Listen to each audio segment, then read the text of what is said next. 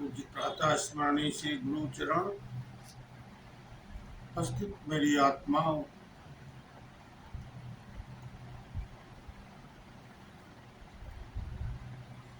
वह जो सुख का सागर है,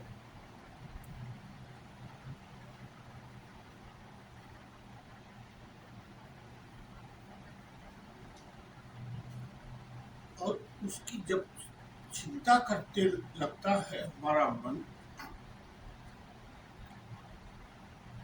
सुख सागर माने परमात्मा, परमात्मा की चिंता होने लगती है मन में। हे मालिक, हे भगवान, को क्यों नहीं समझ में, क्यों नहीं नजर आता, क्यों तेरी तरफ मेरा मन नहीं जाता है।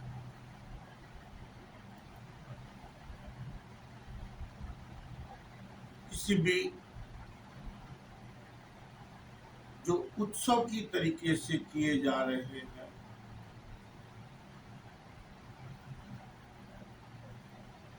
बहुत सी भीड़ को इकट्ठा करके कुछ हो रहा है,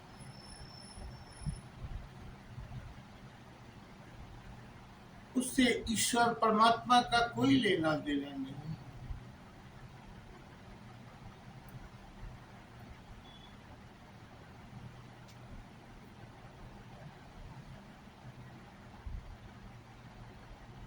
हृदय में जब अंदर क्रोध भरा होगा ना, तो भगवान का भी नाम लेगा तो क्रोध ही निकलेगा उसके मुख से। उसकी चिंता हो, जिस दिन उसकी चिंता होने लगती है ना, और उधर जाने लगता है मन, जो कामधेनु बोली गई है, कामधेनु जो इच्छा करो वो तुरंत हाजिर कर देने वाली, ऐसी गाय, ऐसी शक्ति उस मनुष्य को प्राप्त हो जाती है। 9 निधियां, 18 सिद्धियां भी प्राप्त हो जाती।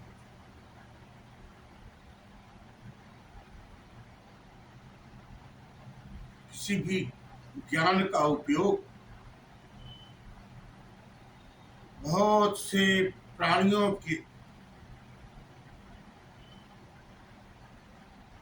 हितार्थ जीता है जो मनुष्य, परोपकार के लिए जीता है जो मनुष्य,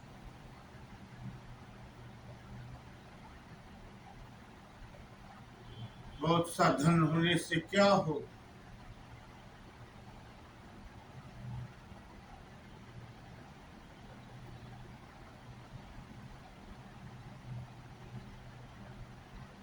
क्या हम गांव-गांव बहुत सुंदर स्कूल नहीं बना सकते हैं?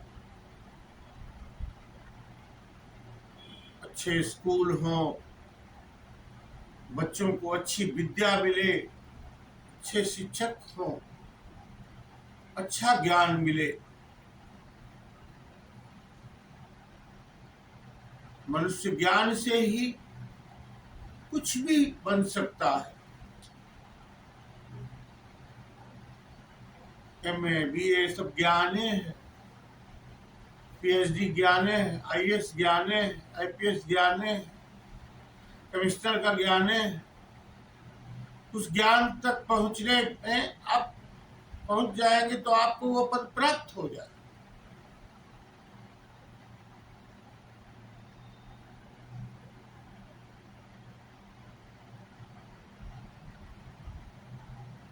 बड़ी पढ़ाइयों में, आईएएस वगैरह में कोई इंतजाम नहीं है कि आप कुछ कर लो, नकल कर लो।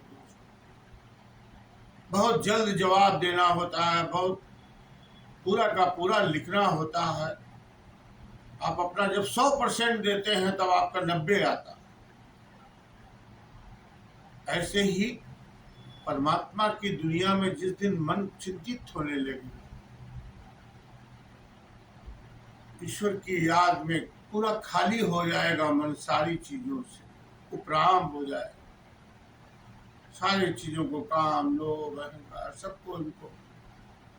महाराज किनाराम जी कह रहे हैं ये पांचों कुतियां राम की, करें भजन में भंग, इनको टुकड़ा दे करके तब करो सत्संग।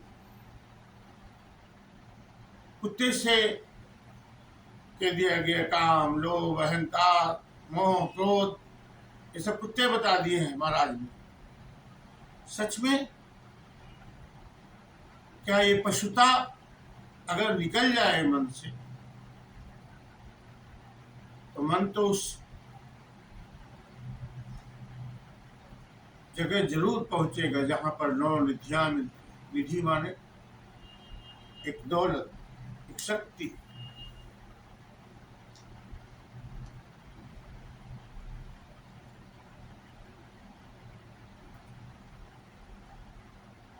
जो नौ निधियां होती हैं वो परोपकार के लिए होती है, परहित के लिए होती है, राष्ट्र के रक्षण के लिए होती है।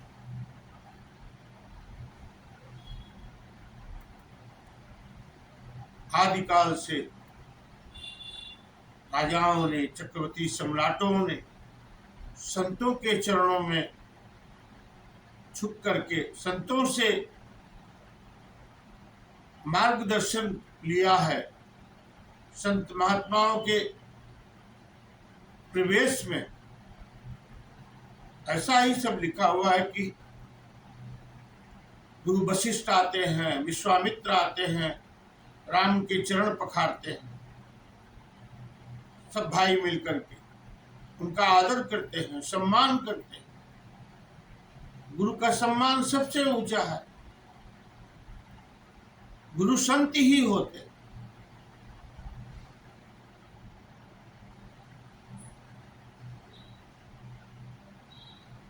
गुरु जो ज्ञान दे, पहले ज्ञान पाए, ज्ञान होगा नहीं तो ज्ञान देंगे कैसे। सुना सुनाया अध कचरा जब अनुभव में नहीं उतरा है, वो कुछ कह रहा है, कुछ इधर से पढ़ा, कुछ उधर से सुना। ज्ञान आपके भीतर, भीतर जिस दिन आनंद हो जाएगा ना, आनंद होने के बाद फिर किसी चीज की जरूरत ही नहीं पड़ेगी। आप सब जान ले। और जब जान के भी अनजान बने रहेंगे तो आप जानी जान हो।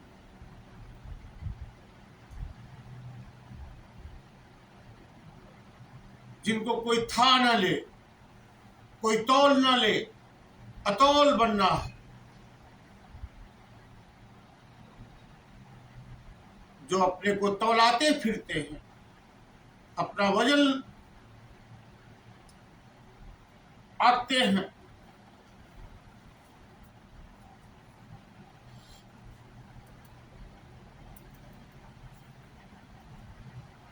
अपना वजन मत आ, ये मत देखो मैं क्या हूं, क्या हूं, सुंदर हूं। सच में तुम भीतर में क्या। जिस दिन उस दिन जाओगे ना, कोई वजन नहीं दिखोगे, हल्के हो जाओ। मन में परमात्मा का चिंता हो। अगर चिंता ही हो तो ईश्वर की हो। हे ईश्वर, हे मालिक, हे गुरुदेव, हे अग्निश्वर, मेरे क्यों चित्त में नहीं आते हैं। प्रयास करो।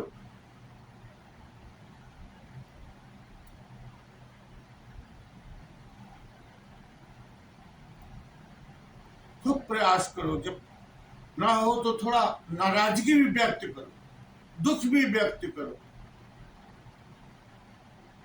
हम अधम है, अज्ञानी है, बूझ है, कुछ नहीं जानते हैं। इतने जानते हैं मालिक की। अगर मन चुप हो गया, शांत हो गया, जिस दिन मन शांत हो जाएगा उसी को हम लोग बोलते हैं ओम शांत। शांत मन शांत।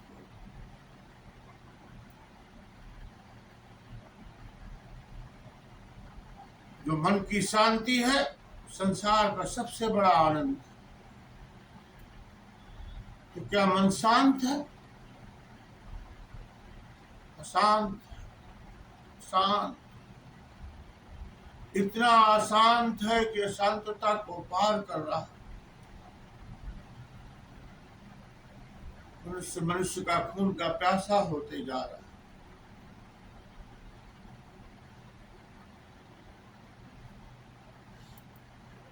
इतनी घृणा, इतनी नफरत। ईश्वर का मार्ग ये नहीं है। ईश्वर का मार्ग है प्रेम। प्रेम से ही मिला है वो आज तक, कभी किसी को नफरत करने से नहीं मिला। जिस भगवान के, अल्लाह के नाम पर हम तलवारें निकालते हैं,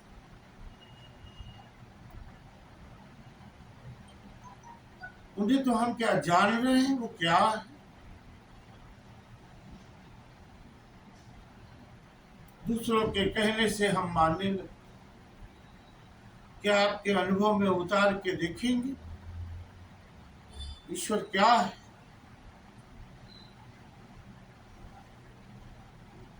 एक राम दशरथ घर डोले, एक राम है जगत पसारा, एक राम घटही में बोले, एक राम है सबसे न्याय।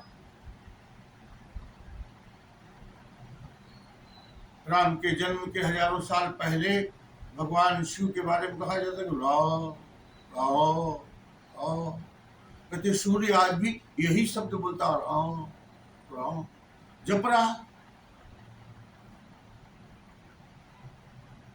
राम भी मनुष्य के शरीर में जन्म ली, 14 साल अपने माता पिता की आज्ञा मान के जंगल में निवास,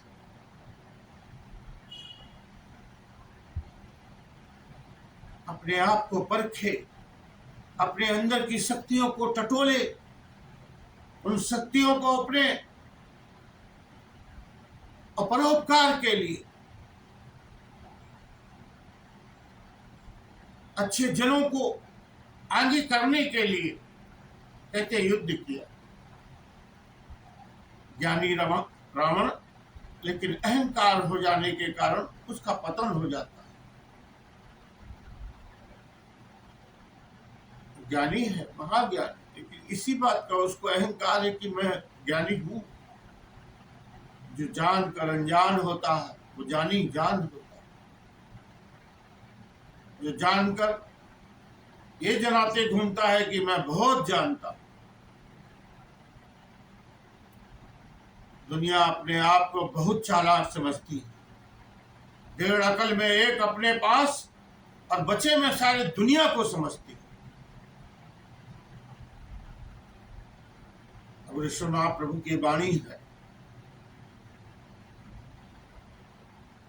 तो हम क्यों चालाक समझ रहे हैं।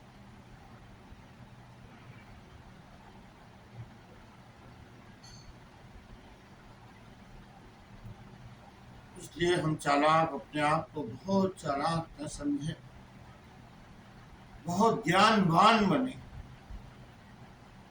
ज्ञान जो सदैव खोजता है, नित्य नवीन, हर दिन हम कुछ जाने, हर दिन हम कुछ समझे, हर दिन हमारा नवीन हो।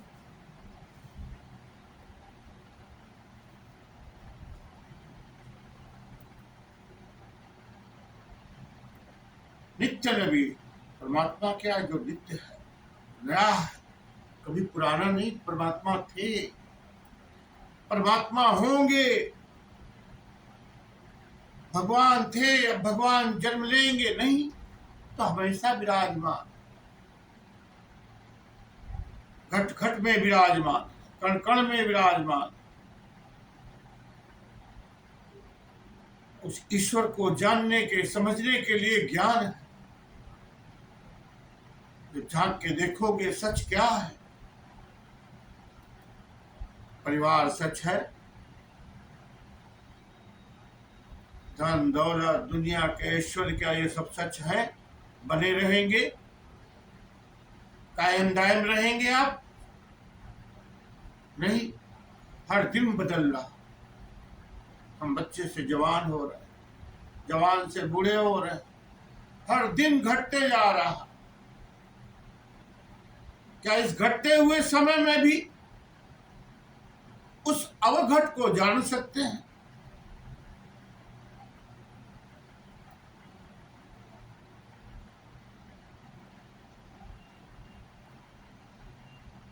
क्षण क्षण रोज बिहात है, फूटे घट जो पानी।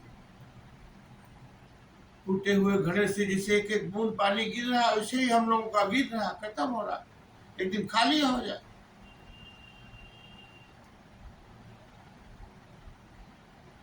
क्या हम इसी के लिए जन्म लिए हैं धरती पर? कि हम यही सब कुछ करते रहे सारा जीवन?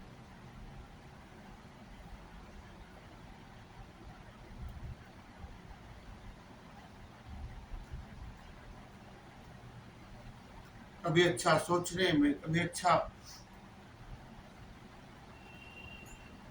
समझने के लिए समय दिए हैं हम अपने आप को?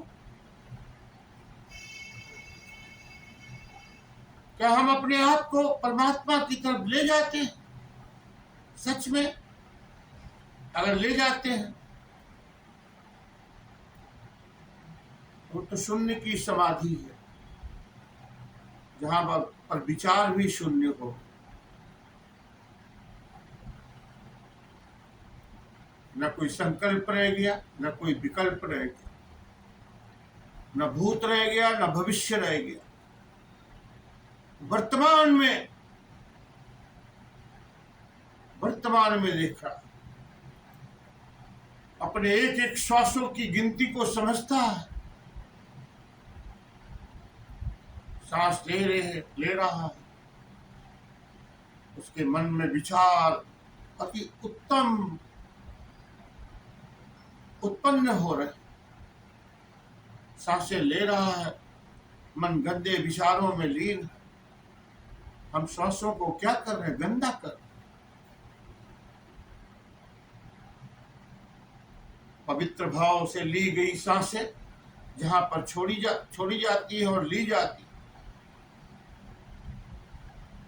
वो जगह भी तीर्थ बन जाते हैं, बड़े बड़े देव स्थानों का निर्माण हो जाता है, जहां ऐसे लोग निवास करते हैं कि वो अपनी एक एक प्राण का, एक एक श्वास को भी पवित्र भाव से लेते हैं और पवित्र भाव से छोड़ते।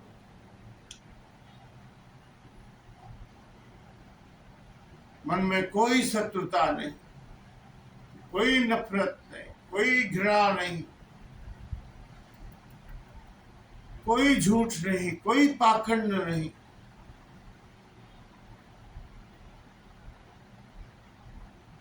जहां ऐसा मन हुआ, वो मन उस दरवाजे में ले जाता है जहां पर परमात्मा गुरु द्वारा बोलते हैं, गुरु के द्वारा। गुरु ही दरवाजा है। अब दरवाजा अगर गुरु है तो भीतर कौन रहता होगा? जिसका दरवाजा होगा वही ना भीतर रहता है। गुरु दरवाजा है तो दरवाजा ही तो घर का प्रवेश होता है। गुरु घर भी है, गुरु द्वारा, गुरु के द्वारा ही प्राप्त हो सकता है। आपा पंथी मनमुखी फिरे ढोल के ढोल। जो अपने पंथ बनाते हैं, अपने ही मनमुखी हो जाते हैं, कोई भी मंत्र का जाप कर रहे हैं, कोई भी, ये सब ढोल के ढोल ढोलक बजाते बहुत से लोग घूम रहे। जो गुरु के शिष्य होते हैं वो अपने गुरु को ही प्राण प्राण से अपना आराध्य, अपना देवता, अपना परमात्मा, सब कुछ उनमें ही देखता है। उसके लिए अभुरेश्वर जैसे जब गुरु होंगे, जीवन धन्य हो जाता है। मैंने भी अपने जीवन में महान शक्ति के साथ उनके ओरा में, उनके आभा मंडल के उनकी सेवा में, उनके शरीर के नजदीक आने का, जाने का अवसर मिला। उनके बताए हुए कार्यों को करने का अवसर मिला।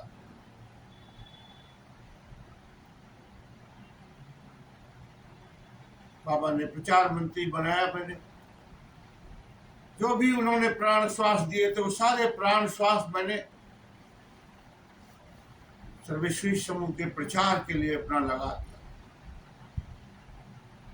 और आज भी जब तक ये जीवन है गुरु के चरणों में ही समर्पित है। ऐसा ही जीवन हो मनुष्य का। मन में तो गुरु ही चल रहे। गुरु माने ज्ञान, गुरु माने प्राण। गुरु दे नहीं है, अपने ही प्राण। गुरु नानक जी कह रहे पवन गुरु, पानी पिता, माता धरत महत, दिवस रात्रि दू दाई दायक, खेले सगल जगत। पवन ही गुरु, पानी पिता है, धरती माता है।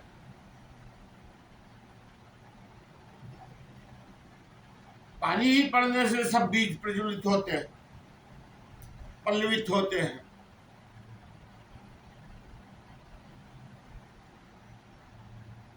मनुष्य भी का जन्म, पहला जन्म पानी के ही रूप में होता है। शुक्राणु पानी का ही रूप होता है।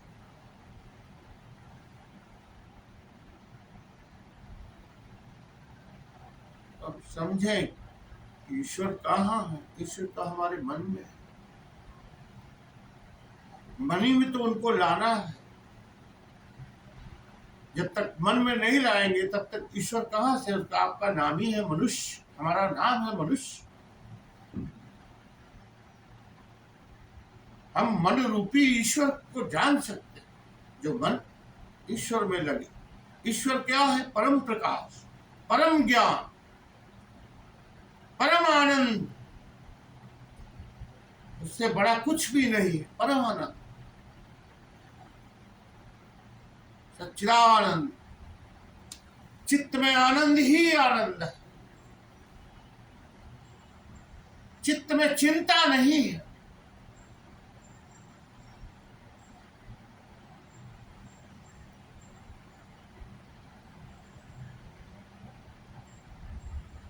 चिंता भगवान खुद ही हमारी करते हैं। हम क्यों चिंता करें?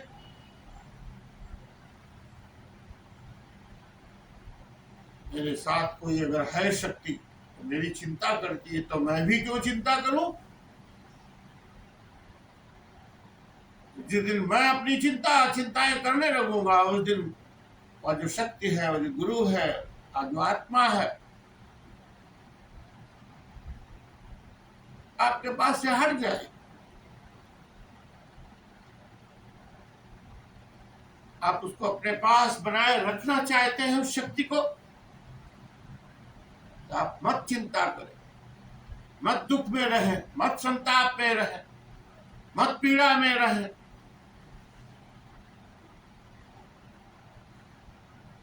मन में अपार शक्तियां छिपी है, अपार शक्तियां जागेंगी ज्ञान से। ज्ञान से भाग रहे हो सबके सब लोग। हमको जितने भी माताएं आती हैं, बंधु आते हैं, सब बोलते हैं बाबा बच्चा मेरा पढ़ने में नहीं, पढ़ने मन नहीं लगा। ज्ञान की तरफ सबका मन जाता नहीं। अगर जब जाने लगता है तो सब ज्ञान से ही बड़े बड़े पदों को स्वीकार करता है, बड़े अधिकारी बन जाते हैं। प्रधानमंत्री तक के नजदीक में, राष्ट्रपति के नजदीक तक पहुंच जाते हैं अधिकारी। देश की सर्वोच्च संस्थाओं के अधीक्षक हो जाते हैं ये अधिकारी सब। तो कैसे होते हैं? ज्ञान से। ज्ञान पे का स्वभाव ही है प्रतिदिन कुछ प्राप्त करना। मैं बाबा की किताबें पढ़ता था, लिखता था। बाबा का प्रवचन ही लिखता हूं मैं, पूरा कैसेट रिकॉर्डिंग करता था, लिखता। 10 बार पढ़ता था। 10 बार में मुझको हर बार अलग अलग अर्थ निकलता था। पहली बार पढ़ गया जो नहीं समझ में आया, दूसरी बार पढ़ गया वो भी नहीं समझ में आया, तीसरी बार में वही समझ में आया पहले। अच्छा ये मतलब होता है। 10 बार पढ़ता तो 10 बार में अलग ही कुछ ना कुछ नया मिल ही जाता, क्योंकि मन जब लीन होएगा तब ज्ञान प्रकट होता। मन बाहर भग रहा है, चिंता में हो गया मन, ये क्या है समझ में नहीं, उसी में अटका हुआ, फिर खोज ही लेता।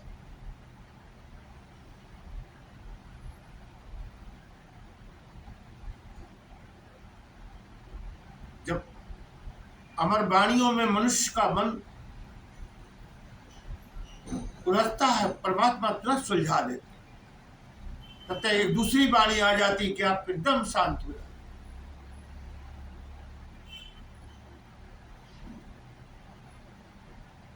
ऐसे ही अघोर वचन शास्त्र है, ऐसे ही गीता है, रामायण है, गुरु ग्रंथ साहिब है, सब में ज्ञान ही ज्ञान है। उस ज्ञान को हम किस तरीके से लेते हैं? अगर उस ज्ञान को हम अपने जीवन में अपनाते हैं, जिसने भी अपनाया होगा निश्चित होगा वो राम जैसा ही जीवन जी रहा हो। जिसने पढ़ा होगा, सुना होगा,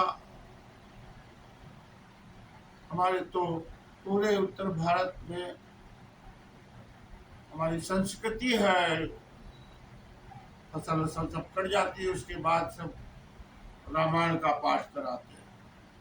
24 घंटे अखंड रामायण चलती है सब जगह।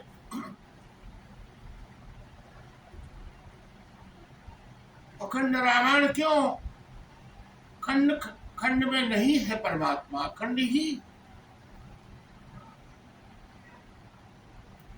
जितने भी धर्म ग्रंथ हैं, जैसे ईश्वर तक पहुंचने के लिए अगर कहीं से भी मदद मिलती है, कहीं से भी सहयोग मिलता, या पुराणों में हो, किसी में भी हो, कहीं से ज्ञान मिलता है जो मेरे मन को सहयोग कर सकता है और मेरे मन को खोल सकता है, समझा सकता है अपने आप, तो लेना चाहिए। उसका एक उदाहरण मैं देता हूं कि गंगा है, निकली है जहां से,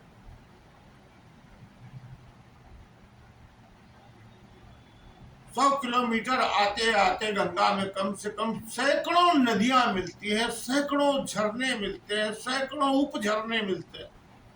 अलकनंदा कौन कौन सी नदियां आके सब गंगा में मिलती। गंगोत्री से हरिद्वार आते आते कितनी नदियां उसमें मिल जाती, फिर हरिद्वार से आगे बढ़ते रहो, जाने कितनी नदियां और कितने नाले उसमें मिल जाते। प्रयागराज आते आते जमुना जैसी बड़ी नदी आके मिल जाती। ऐसे ही सबको बनारस में वाराणसी मिल जाती, उससे पहले भी बीच में कई नदियां मिलती हैं, छोटी छोटी नदियां। ऐसे ऐसे सबसे कुछ लेते हुए महासागर तक की यात्रा, परमात्मा तक की यात्रा गंगा कर रही। ऐसे ही सबका सहयोग, लेकिन जहां से हमें ज्ञान मिले, जहां से हमारी मति भ्रम हो, हमारे दिमाग पे कोई अपना वर्चस्व करना चाहे, करने वाला भी दुष्ट है और जो करवावे वो भी दुष्ट है। कोई किसी का कुछ नहीं कर सकता। भाई रे, ये मत समझो और किसी के कुछ हाथ है सो कराए जरा मरण रोग सुख दुख सब हरि के हाथ है। ये तो प्रभु के हाथ में है। दूसरा आदमी कैसे हमको दुख पहुंचा सकता है या सुख पहुंचा सकता है? दूसरे से हम इस तरीके से अगर प्रभावित होंगे तो दुखी होंगे, पीड़ित होंगे। ये हमें कुछ दे सकता है, दुखी होंगे। ये हमारा कुछ कर सकता है, ये हमारा बना सकता है, ये हमारा बिगाड़ सकता है। ये सब भ्रम है, सब भ्रम दिमाग। कोई किसी का कुछ नहीं कर सकता। जिसके ऊपर गुरु की कृपा होती है उसका संसार में कोई कुछ नहीं बिगाड़ सकता।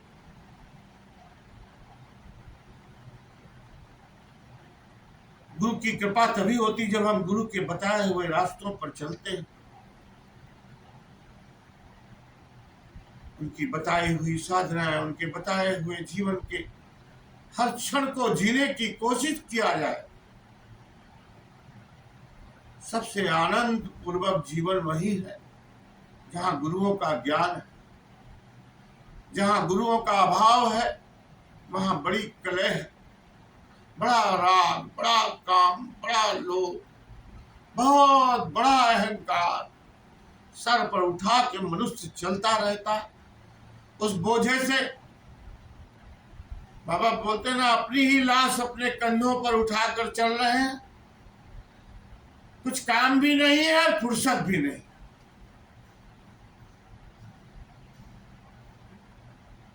इतना बोझा ही अपने ही कंधे पे उठाए है, अपना ये तमाम बोझा।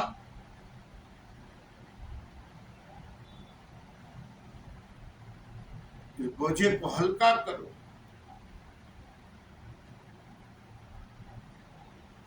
मालिक के सामने कोई कभी सुना हूं मैं, कोई आया कुछ बात किए, बाबा बोले बहुत गठरी उठाए हुए हैं आप सर पे,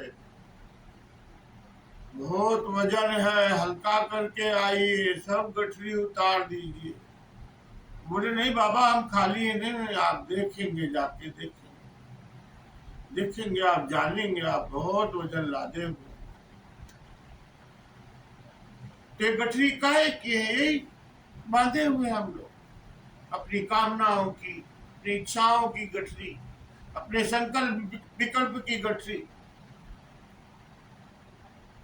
आज भगवान से ये मांग करेंगे, फिर उसको कब वो पूरी होगी उसका इंतजार की गठरी। ये बोला था हनुमान जी से, ये हो जाना चाहिए। ईश्वर आपका काम करने के लिए है, तो ईश्वर तो आपसे काम कराना चाहते हैं। आप कर्मशील बनो, धर्मशील बनो, ज्ञानशील बनो, शीलवान बनो। देखो बाजार में सील टूटा हुआ सामान होएगा, केस कर देगा तुम्हारे ऊपर। शीलवान बनना चाहिए, चरित्रवान बनना चाहिए। टूटा हुआ सील के आदमी की कोई इज्जत नहीं होती, कोई उस पर विश्वास नहीं करता। रह नहीं, इसका खुले सील नहीं पता है, पता नहीं कहां का है, कौन है, क्या कर दे, पता नहीं ये क्या करके अभी तक आया, इसने क्या क्या किया है। शीलवान, जो शीलवान होता है वो शालीन भी होता, विनम्र भी होता, विचारक भी होता, चिंतक भी होता।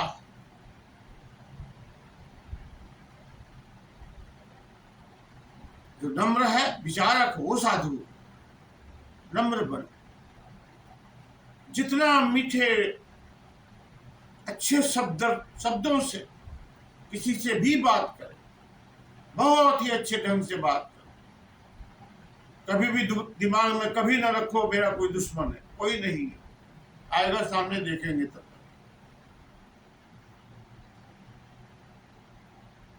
बात करेगा, बात करूंगी।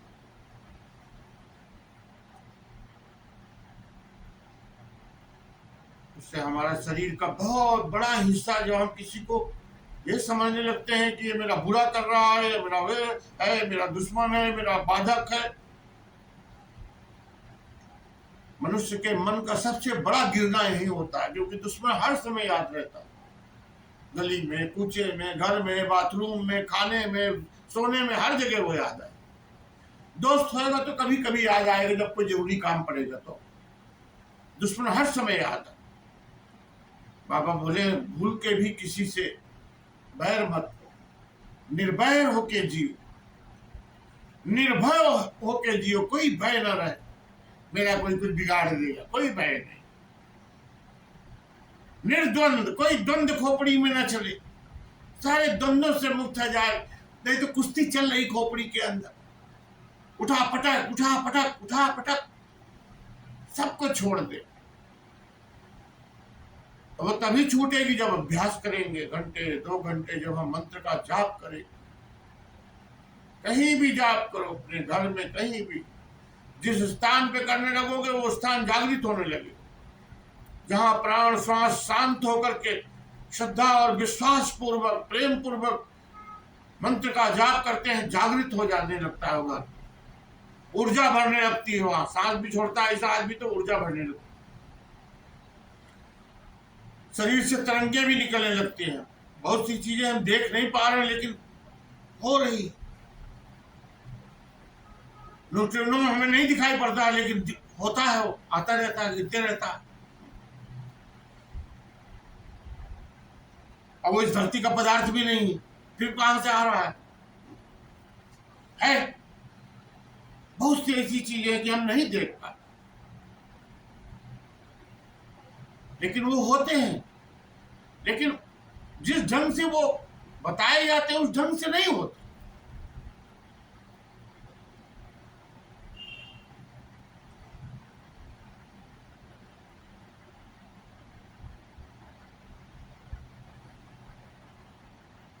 हमने भी देखा है अपने समय में,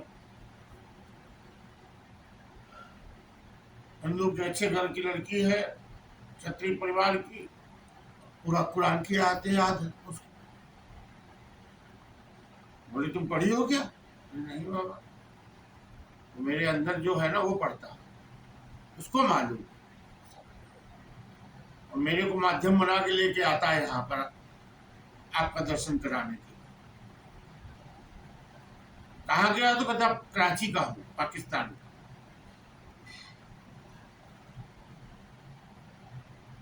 आप अच्छे लगते हो इसलिए बार बार आने का मन करता है। इसी को मैं सवारी बनाता हूँ, इसी के साथ में आता हूँ। सेंट की शीशी भी लाके दे दिया था 2-4 ठो। मुसलमान लोग सेंट बड़ा चढ़ाते हैं। तो ऐसा होता है, एक आदमी के अंदर से कुछ ऐसा चीजें निकलने लगी जो वो कभी पढ़ाई नहीं, सुनी नहीं, देखे नहीं। निश्चित है कोई आत्मा उसके अंदर से बोल रही। एक दिन ऐसा भी आता परमात्मा भी बोलने लगती। सब रास्ते के लोग हैं, सब रास्ते तक पढ़ाई है, 8वीं 10वीं 11वीं, भूत प्रेत सबसे गुजरी के जाना पड़ता है ईश्वर की तरफ। भूत का मतलब कौन होता है? बुरे लोग। भूत का मतलब बीते हुए लोग हैं, जिनका जन्म नहीं हुआ है, वो किसी भी रूप में नहीं है, वो है किसी न किसी ऊर्जा में।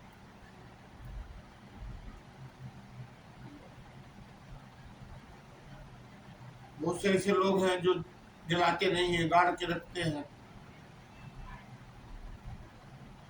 जो हमारे यहाँ जलाते हैं वो जब तक बांस से खोपड़ी नहीं फोड़ देते हैं तब तक नहीं शमशान से हटते।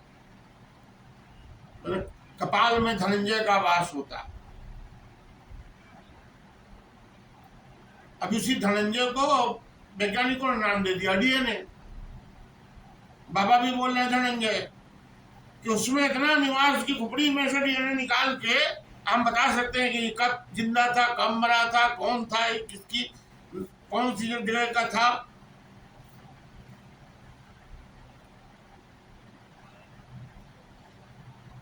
दांतों से जान लिए लोग 8000 साल किस जगह का आदमी था, कहाँ ऐसा खाना था जिसके दांतों में इसके लगातार वो चीजें बनी रही। ऐसे ही हमारे शरीर में बहुत सी चीजें छिपी हुई। क्या छिपी हुई है? ज्ञान। और क्या छिपा हुआ? ज्ञान को अच्छे से पढ़ो। तंत्र भी ज्ञान, जादू भी ज्ञान। तंत्र का मतलब शरीर की तमाम ऐसी विद्याएं, ये सब तंत्र में आता। खेल कूद, कुश्ती, चूड़े, कराटे, कुंग फू, सब तंत्र विद्या। आप तन को इतना अद्भुत कर सकते हैं ना, कुछ कर सकते हैं कि करते ही लोग, देखो दुनिया भर के लोग ताली बजाते हैं, कितने बड़े बड़े लोग करोड़ों लोगों को चाहने लगते हैं, क्रिकेटर हैं, तमाम हैं, रेसलर हैं।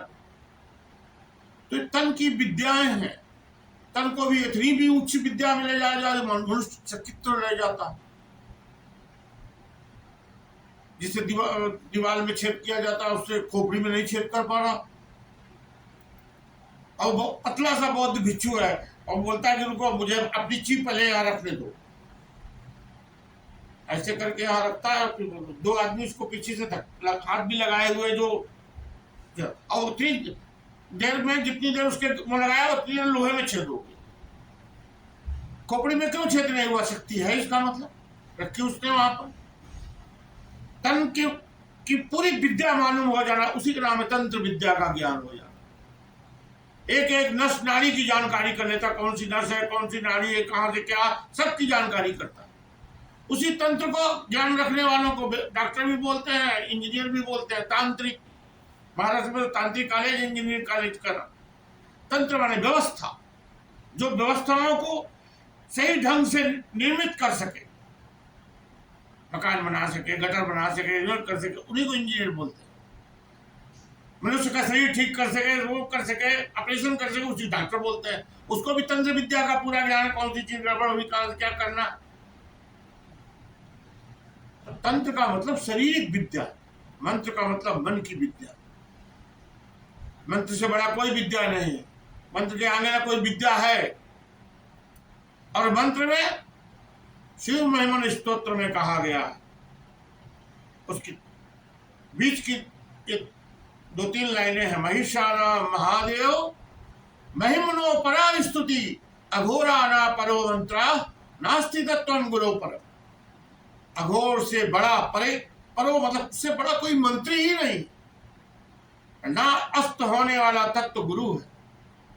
वो सदैव विराजमान हो, कभी अस्त नहीं हो रहे, न कभी जन्म लेते हैं, न कभी अस्त होते हैं, न उदित होते हैं, न अस्त होते, हमेशा विराजमान। गुरु मेरे सदा संग है रहते, तो सदैव संग रहते हैं।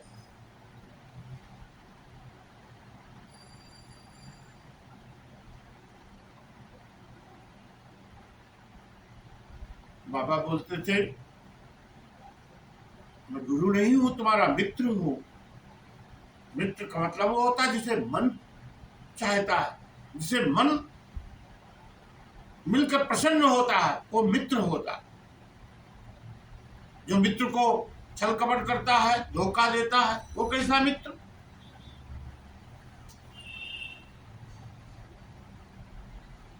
जेन मित्र दुख होई दुखारी, तिनहि बिलोकत पातक भारी। जो अपने मित्र के दुखों में काम नहीं है, उनसे बड़ा पाती कौन होता है? मित्र होता है। जो मन को तृप्त करता है, जिससे मिलकर मन प्रसन्न होता है, वो मित्र होता है। जिनसे मिलकर मन खिन्न हो जाए, अविचलित होने लगे, विचलित होने लगे,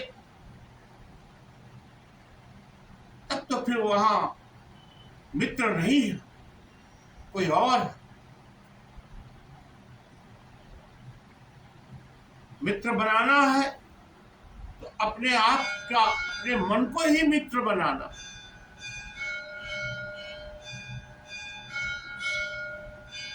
इस मन को कोई खोजो भाई, मन खोजत नाम नौ निधि पाई।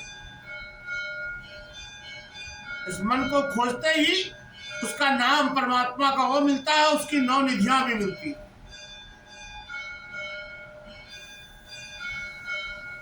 प्रभु का नाम भी मिल जाता है, प्रभु का ज्ञान भी मिल जाता है, और उसकी सारी निधियां भी प्राप्त होती है।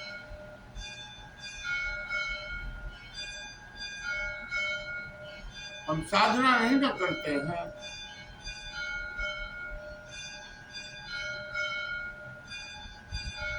साधना करने से ही साधन प्राप्त होते। जितनी साधना ऊंची होगी, उतने ऊंचे साधन होंगे, उतने ऊंचे आसन होंगे।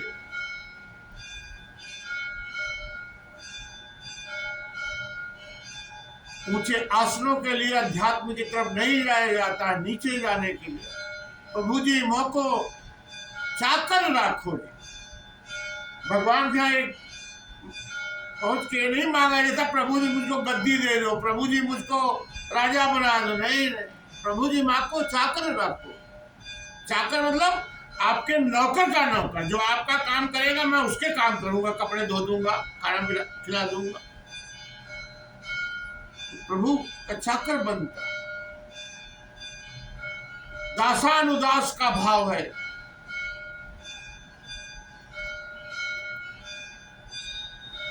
इसे कबीर बोलते हैं, मैं मालिक का कुकरा मुतिया मेरो नाम, गले हमारे जांजरी जस खींचे तस जान। मैं भगवान का कुत्ता हूं, मेरा नाम मोती है, मेरे गले में जंजीर है, जंजीर उनके हाथ में, जिधर ले जाते उधर में जाता। ये भाव है। भगवान को अपने आप को सौंप दिए, मालिक तुम लेके चलो। हम बहुत दिन तक लेके चले, बड़ा गड़बड़ गड़बड़ जगह चलते हैं हम, आप ही आ जाओ। उसी को रविदास जी महाराज कहते, तू ही मोही, मोही तो ही अंतर कैसे, कनक कटक जल तरंग जैसे। सोने के कितने टुकड़े करो, सोना ही बोला जाए। समुद्र की जितनी तरंगें वो समुद्र की ही लहर बोली जाएंगी, लहर का समुद्र नहीं बोला जाए। ऐसे ही हम सब परमात्मा की लहरें हैं, एक दिन मिट जाएंगे। उस मिटने से पहले अपनी लहर का आनंद तो ले लिया जाए। अपने इस मनुष्य जीवन का आनंद तो लिया जा सकता है, इससे ज्यादा आनंद और कोई ले नहीं सकता। इससे ज्यादा दुखी भी कोई है नहीं धरती। कोई जानवर, कोई पशु दुखी नहीं है, मनुष्य सब दुखी है। कोई पशु बीमार नहीं, मनुष्य सब बीमार। कोई पशु पानी में डूबता नहीं, मनुष्य सब डूब के मर जा रहे हैं। चाहे बंगाल के हो, आसाम के हो, उत्तर प्रदेश के हो, महाराष्ट्र के, हर जगह डूब के मर जा रहे।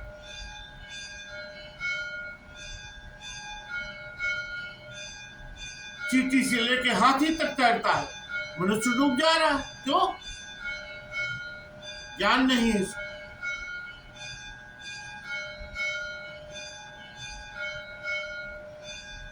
ज्ञान प्राप्त करो, वो भी एक ज्ञान है। ऐसी अवस्था भी आ जाती, पानी पर लेटे लेटे चले जाओ, बिना पैर हाथ डुलाए आदमी लेटे जा रहा है पानी पर। मैंने उसका अनुभव किया है।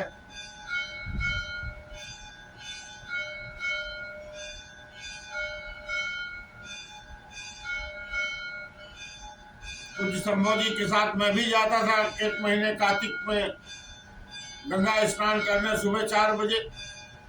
अनुभव करता था, मन हल्का है, कोई बोझा नहीं है, पानी के ऊपर लेट जाओ। मन पे वजन है, डूब जाओ,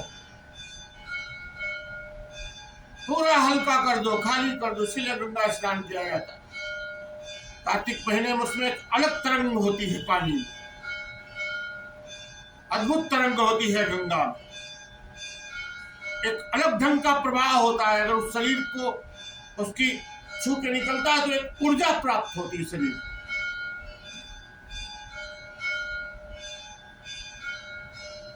ऐसा हमारे पुराणों में, वेदों में भी वर्णन। गंगा की जल की तरंगे हैं, मनुष्य को वो शांत करने में सहयोग करती है। अगर भोर में 4 बजे सूर्य निकलने से पहले गंगा स्नान किया।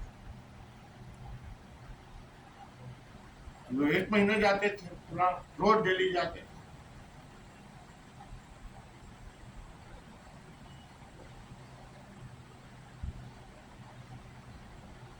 तो ही है, मन पे वजन मत करो, खाली करो। अगर भरना है तो ज्ञान भरो, ज्ञान जहां से मिले ले लो। जिधर से भी ज्ञान मिलता है समझ लो हाँ ये बहुत अच्छा।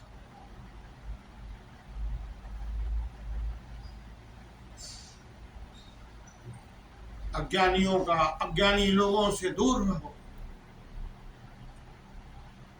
किसी का संग साथ मनुष्य को सैकड़ों जन्मों का पुण्य से मिला देता है, और किसी का संग साथ कई जन्मों तक नरक में भुगवा देता है मनुष्य। संग साथ बहुत सोच समझ के करना। संगत से गुण आवत है, संगत से गुण जात। संग से बहुत बड़ा प्रभाव।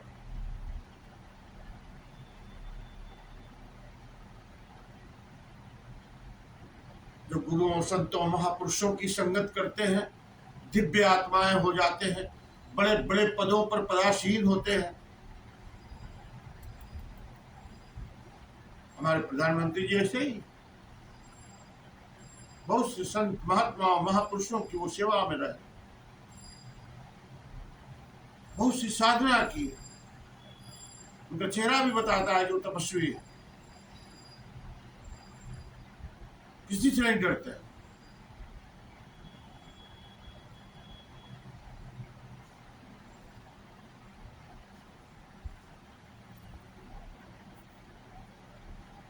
उनकी तपस्या का फल है। पूरे दुनिया में परेशानी हो रही है, अर्थव्यवस्था खराब हो रही है, लेकिन उनकी साधना ही है, उनकी शक्ति ही है, उसका सही ढंग से उपयोग कर रहे हैं। बहुत सी चीजें भारत में सामान्य बनी हो रही, और बहुत सी चीजें हैं जो ठीक होती रहेंगी। ऐसे ही साधना ज्ञान मनुष्य के लिए तभी होता है जब वो मनुष्य सारे ज्ञान का, सारी साधनाओं का लोगों के कल्याण के लिए जो लोगों का कल्याण करने के लिए रात दिन विचारवान है, चिंतन में।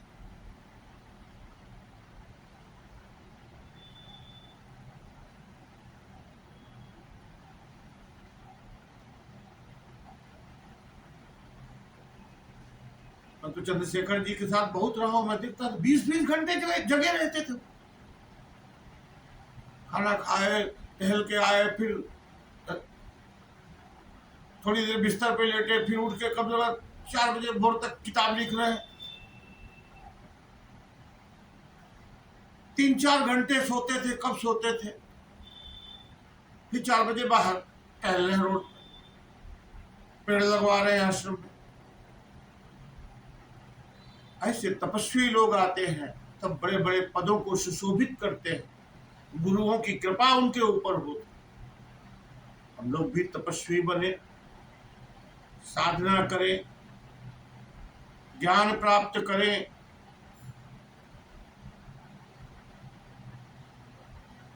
और स्वयं अपने आप को बनाने की कोशिश करें। हम दूसरों के पीछे न घूमें। जिन्होंने अपना निर्माण कर लिया, उनसे देश को कितना कुछ प्राप्त हो रहा है, होता रहे। आप भी अपना निर्माण करेंगे तो आपसे भी देश को कितना कुछ प्राप्त होगा। जो आप सच में करने के लिए इस धरती पर आए हैं। धन पैसा सब कुछ यही रह जाए, उससे क्या मिलेगा? क्या धन से ईश्वर को जाना जा सकता? नहीं, धर्म से ईश्वर को जाना, और सेवा ही धर्म। जो हम सेवा करते हैं, हमारे अंदर सेवा के भाव चल रहे होते। एक कमजोर से कमजोर आदमी तक मैं अपनी सेवाएं पहुंचा दूं, तभी हमारे ज्ञान का आनंद है। ऐसे संत महात्मा महापुरुष भी होते हैं, और बहुत जहां जिस जगहों पर निवास करते हैं वो धरती के, ऐसा कहा गया है कि धरती पर बहुत ज्यादा 6 संत होते हैं, और जब कभी वहां कमी आती है, जहां संतों की कृपा क्षेत्र से बाहर हो जाता है, जो जगह है, वहां बहुत विपदाएं आपदाएं, युद्ध, बहुत से मनुष्यों का हनन, ऐसा होने लगता है। इसका मतलब संतों की कृपा वहां से हट गई, क्योंकि संत देते हैं तो फिर ले भी लेते हैं।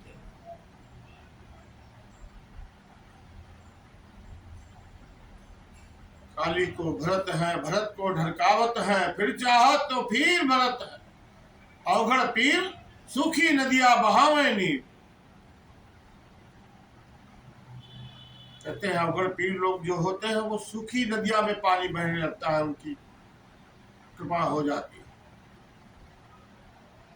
खाली होता है उसको भर देते हैं, जो अपने आप को अहंकार से भर जाता है कि मैं बहुत कुछ हूं, उसको गिरा भी देते हैं। भरे को ढरकावत, फिर चाहत तो फिर भरत, फिर चाहते तो फिर भर देते हैं, उसको भी दे देते हैं दोबारा।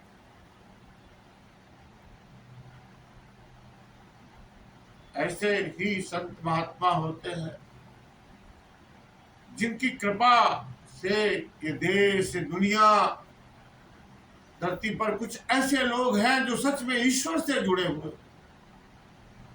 उस परम आनंद से, परम प्रकाश से उनका मेल हो जाता है। ऐसी शक्ति और ऊर्जा से वो ऊर्जित हो जाते हैं कि जिस देश में रहते हैं उसके अगल बगल भी और कुछ देश अच्छे बने रहते हैं।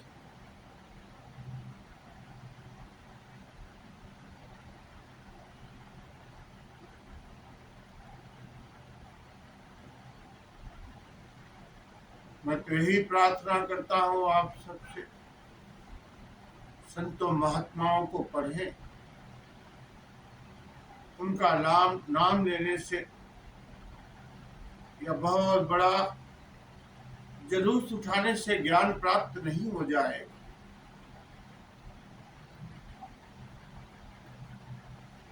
ये जो अपने अंदर का है, द्वंद्व है, लोभ है, काम है, भय है, ये सब आपको रखना ही पड़ेगा। यही सेना है। इस सेना को पूरा निर्मूल करना पड़ेगा किनारे, तभी तो भगवान का घर बनेगा, रास्ता बनेगा। भगवान रहेंगे कहाँ? जहाँ 24 घंटे लोभ चल रहा है, काम चल रहा है, क्रोध चल रहा है, अहंकार चल रहा है, वहां तो भगवान नहीं रहते, वहां तो संत नहीं रहते हैं, महात्मा नहीं रहते। जब हम इनको तिलांजलि देंगे, अपने भीतर में जानेंगे, हे मनुष्य क्या है हम, तो फिर यही समझ में आया। बिंद से तिन पिंड हुआ, अगन कुंड रखाया, 9 मास राखी गर्भ में तो बहुत लागी माया। 9 महीने माँ पेट में रह गई, बहुत माया हो जाती, मेरा बेटा मेरा बेटा। बिंद से तिन पिंड हुआ, एक बूंद से वो पिंड बन गया। ये तो परमात्मा की व्यवस्था है, प्रकृति की व्यवस्था। सब परमात्मा के ही रूप, प्रकृति वाले परमात्मा की कृति। आपने कोई महान कार्य नहीं किया है कि आपको संतान है, हो गए, बच्चे हो गए, कुछ हो गए। ये तो सब परा प्रकृति की व्यवस्था, परा प्रकृति की व्यवस्था है जिससे ऐसा हो रहा।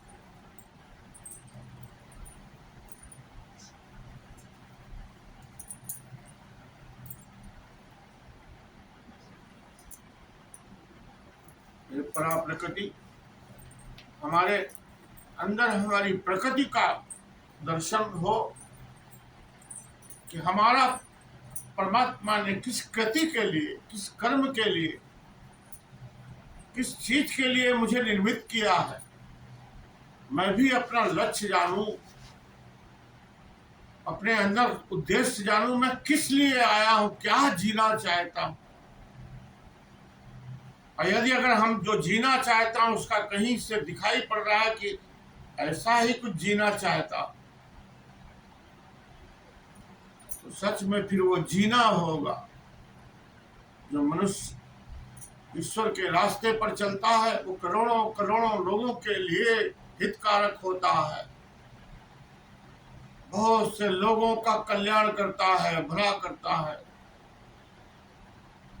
अध्यात्म परम ज्ञान है, जहाँ से सारी भौतिक विद्याएं पढ़ाई खत्म हो जाती है, वहां से अलौकिक विद्याओं की शुरुआत हो। लौकिक नहीं, अलौकिक। अलौकिक में ही आता है तंत्र, जादू। जादू के बाद शव साधना वगैरह सब है। जादू से तो मुर्दा को नहीं जिंदा करते, लेकिन उसके आगे की साधना है शव साधना। मुर्दा को भी जिंदा कर सकते, उसकी राख में से भी इसको बना सकते। ऐसा बाबा ने कहा कि अगर तुम मेरे कार्य करते करते कहीं पर भी तुम्हारा कुछ मृत्यु भी हो जाती है तो मैं तुम्हारे अवशेष का शेष लेकर के तुम्हें पुनः निर्माण कर दूंगा। तो ये तो किसके लिए कह रहे हैं, पहले ये समझना चाहिए। उनका कार्य कर रहे हैं, उनका कार्य कर रहे हो तो तुम्हारे लिए वो आशीर्वाद दे रहे हैं। मैं बाबा कार्य कर रहा हूं, मेरे को कौन मारेगा, मेरे को कौन छुएगा, मेरे छुएगा भी तो मेरी राख से उनको मेरे को फिर से बना देंगे बाबा। तो राख से बनाने का क्या मतलब? यही मतलब, यही श्रद्धा है, यही विश्वास है, पूरा विश्वास है कि मेरा कुछ माल बाका नहीं होने वाला, कोई डर नहीं। भय निकल गया अंदर। जिस दिन भय अंदर से निकलता है ना, तो चेहरे पे दीप्तता आती है, वाणी में वजन आता है। वाणी जो है वो लगता है कि हाँ, अब ये जो मेरे मुख से वाणी निकल रही है ये सच में प्रभु की। फिर अपनी ही आवाज को मनुष्य सुनता, क्या बोला, क्या कह गया।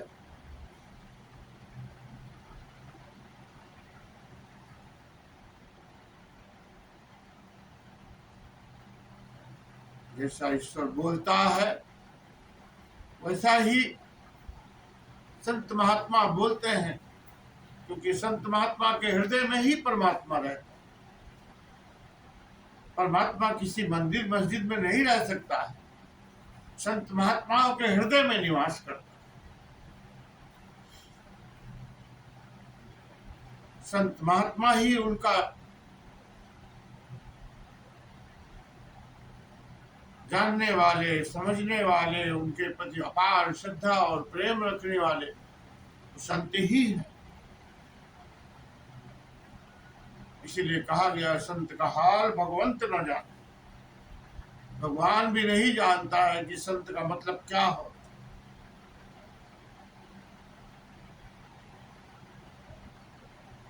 जो परम सत्य के अंत तक के जान लेता उसी बोलते हैं संत।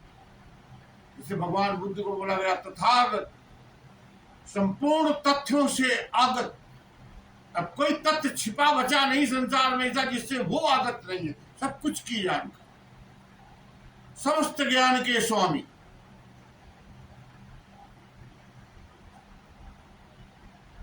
वही ज्ञान है, और वो तभी ज्ञान आएगा जब ये जीव नहीं, शरीर का रोम रोम परमात्मा का भजन करे। परमात्मा को आदमी भजता है ना, उसका आनंद ही कुछ अलग होता है।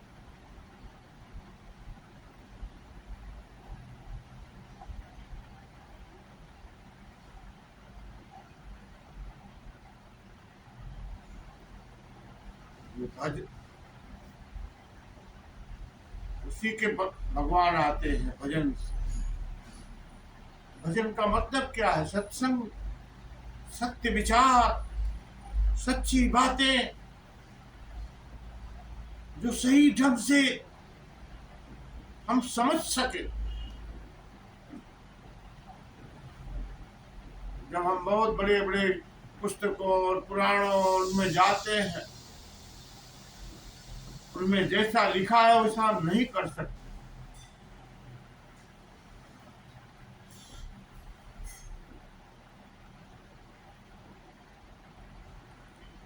बहुत सरल बनने के लिए ही अघोर की तरफ मनुष्य जाता। अघोर जो घोर ना हो, अति सरल सहज।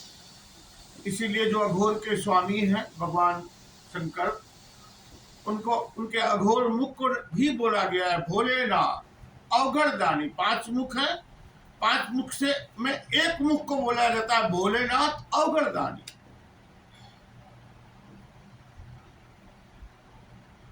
तो वही है तो भोला होना ही लोगों का भला करता है, चालाक तो लोगों को नुकसान पहुंचाता है। भोला मतलब भला करने, दान करने वाला, देने वाला। चालाक आदमी लेने वाला, गिराने वाला, नुकसान करने वाला, पता नहीं क्या क्या करता है। चालाक न बने, क्योंकि सब तो चालाके हैं।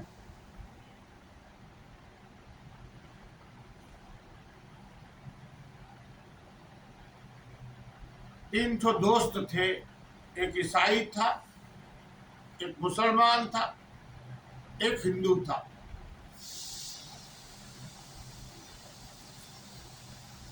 तीनों दोस्त साथ में थे, यात्रा में कहीं जा रहे थे। बहुत अच्छे से ढंग से तीनों ने मिलकर दूध की खीर बनाई, बहुत प्यार से सब खाए, लेकिन वो इतनी अच्छी बनी थी, पेट भी भर गया, तब भी उनकी इच्छाएं नहीं भरी और खीर भी बच गई। तो तीनों ने तय किया कि रात में जो सबसे अच्छा सपना देखेगा वो सवेरे खीर खाए। रात हो गई, सवेरा हुआ। बोले भाई सबसे अच्छा सपना कौन देखा? तो ईसाई जो फादर था वो बोला कि मैं देखा। क्या देखे? बोले मैं देखा कि ईसा मसीह आए, मेरे परमात्मा गुरु जो है, मुझे हाथ पकड़कर लेके और स्वर्ग की तरफ लेके जाने लगे। मैं उनके हाथ पकड़े कर बहुत दूर चला गया और मैं देख रहा हूं चारों तरफ केवल अमृत की वर्षा हो रही। दूसरा मुस्लिम भाई था, वो बोला कि अरे कल तो मेरे साथ तुम्हारे सपने में कुछ, मैं तो मोहम्मद साहब आए, मुझे जन्नत लेके चले। तो जन्नत में था, वहां जन्नत में 72 हूरें, 72 परियां सब मेरी सेवा कर रही थी। मैं सब्बे हाथ पी रहा था, आनंद ले रहा था। अब आया तीसरे का नंबर हिंदू का। तो बोला अरे हम क्या बतावें, हम तो बहुत बुरी दशा में फंसे हैं, हमारा तो सपना सबसे ज्यादा लगता है खराब है। बोले कहीं क्या ऐसा है? बोले कि हनुमान जी आए गदा लेके और हमको उठाए। अब बोले खा खीर साले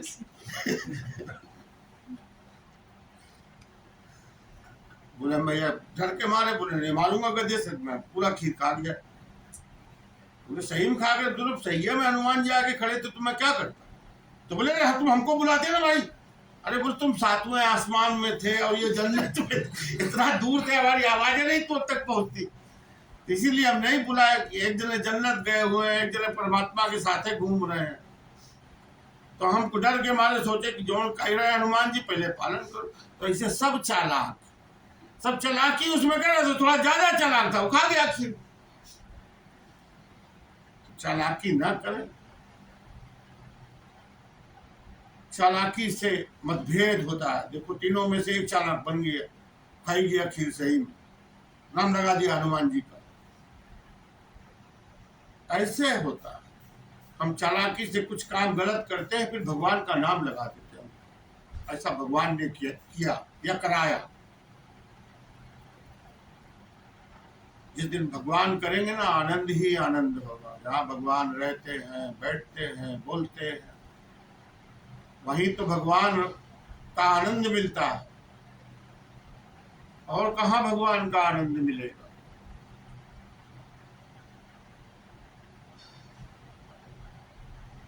कई लाख रुपया दो तो भजन गाने के लिए आएंगे, पैसा दो तो भजन गाते हैं।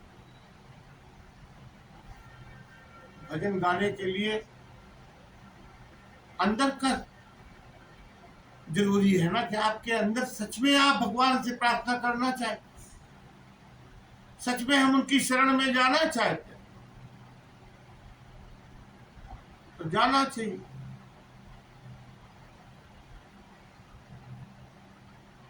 इसलिए हम लोग बोलते हैं, सर्वेश्वरी तुम पाहि माम शरणागत। हे भगवती शक्ति, जो सर्व में विराजमान हो, सब में विराजमान हो, मैं आपकी शरण में जाता हूं। मैं पाहिमाम हूं, अपने सारे बुरे कर्मों से पाहिमाम होकर आपकी शरण में जाता हूं। आज इतना ही कहते हुए अपनी वाणी को विराम देता हूं। ओम शांति।